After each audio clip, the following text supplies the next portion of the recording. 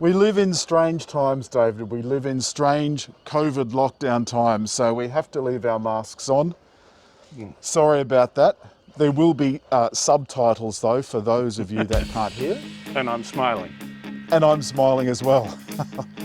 This week we're here to review Toyota's recently facelifted Camry Hybrid Ascent.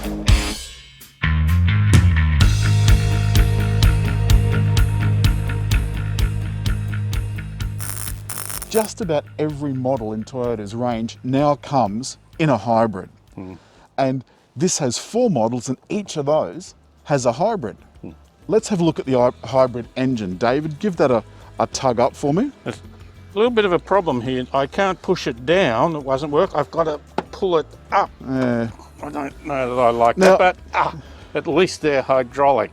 So I don't There's have a strut so we don't have to mess around. But look, there's nothing much to see in this 2.5 litre hybrid.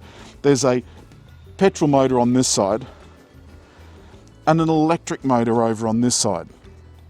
One thing I'd like to point out is the bi-LED headlights, which I think look quite smart. The interesting thing about the front of the car is that although it's complex, it's also reasonably bland. I think it is. Look, the filling in space here is just almost no pattern to it. Well, it is just decorative, and the grille consists of a top part, the upper grille, and the lower grille.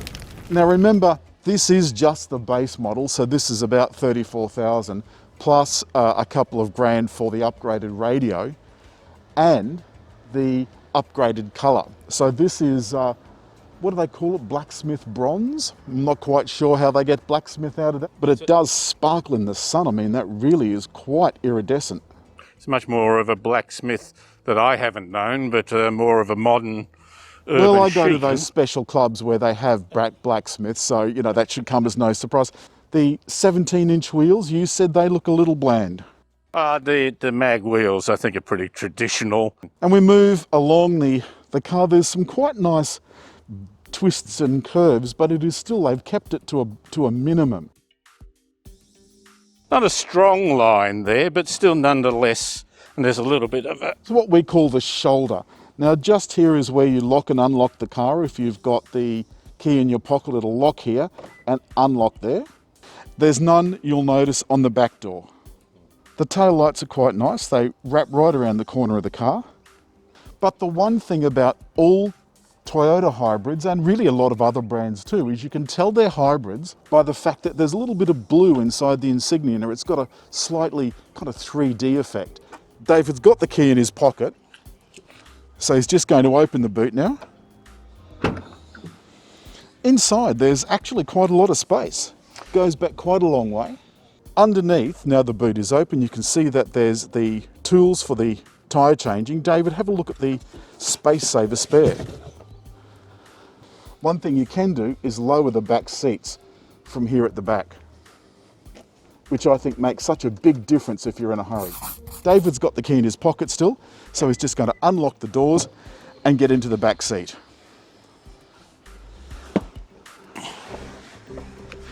Pretty easy to get in there, plenty of room here. Can put my feet under the seat, I'm comfortable here.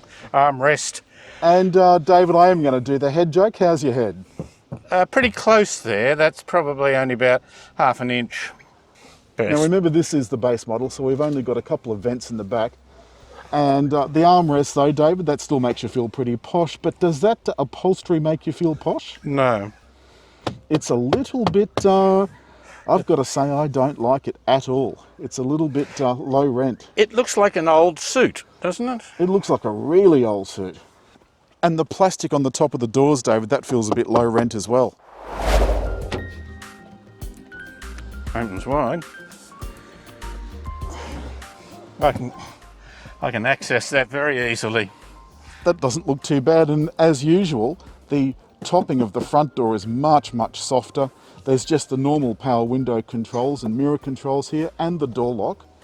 What's that button down on the side of the seat, David? Lumbar support, yes, is it? Yes, it is. Lumbar? So it's got an electric lumbar support in a base model. Over on the right-hand side, you've got some switches for automatic high beam. That's on most of the time. You've also got the boot opener and the petrol opener, plus a pretty standard Toyota steering wheel these days. Nice big centre display, and that's where, if the door wasn't open, there'd be the driving data and road stuff and what have you. We do have smart cruise control, active lane control, and this car also has Apple CarPlay. So that system also includes DAB, which is nice to see. There's a couple of cup holders at the front.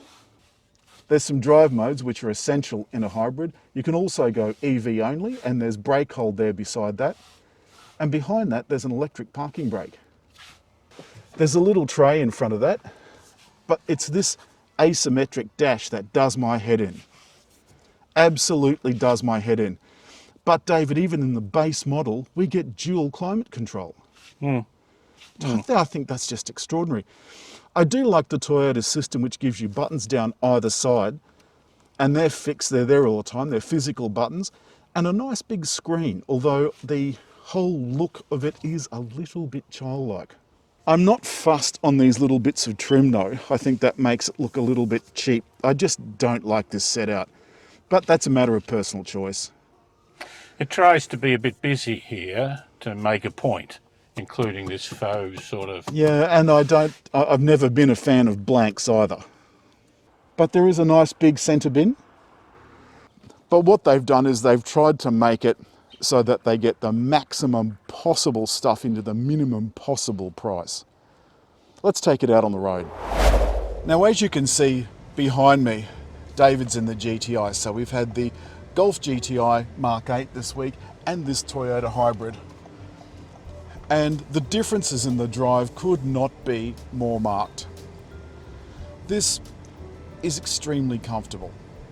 You could do a very long trip in it, and because it's a Camry, it's as comfortable on the highway as it is around town. Like all hybrids, it was made to do around town stuff the most economically. And we've been getting around 5 litres per 100 kilometres, which in a full-size car, I think is rather astounding. I'm not going to say this is sporty, because it certainly isn't sporty. Now that we've stopped, you can see down on the front, the little energy monitor is telling me exactly what's going on, whether it's the wheels recharging or the engine charging the car, or the brakes. This will capture all of the energy that would normally be wasted by a conventional petrol car. All of that energy you put into speeding up, you waste when you slow down. This does none of that. It captures the lot. I like the fact that the vision all round is very clear. It's very easy to see out of. There's great view backwards from the mirrors and from the rear vision mirror. There's a camera for reversing, which I'll show you in a moment. Let me just show you that. Hope I've not alarmed anyone behind. There's a reasonably clear camera, though it could actually be a little bit clearer. That's always, I think, been a bit of a weak point for Toyota. Their reversing cameras look a little bit low quality.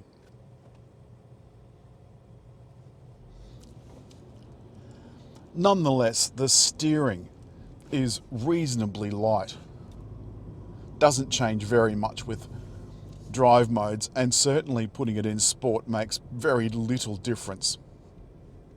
The 17-inch wheels allow quite a lot of the muck to be soaked up. The rest is soaked up by the suspension, which is very soft.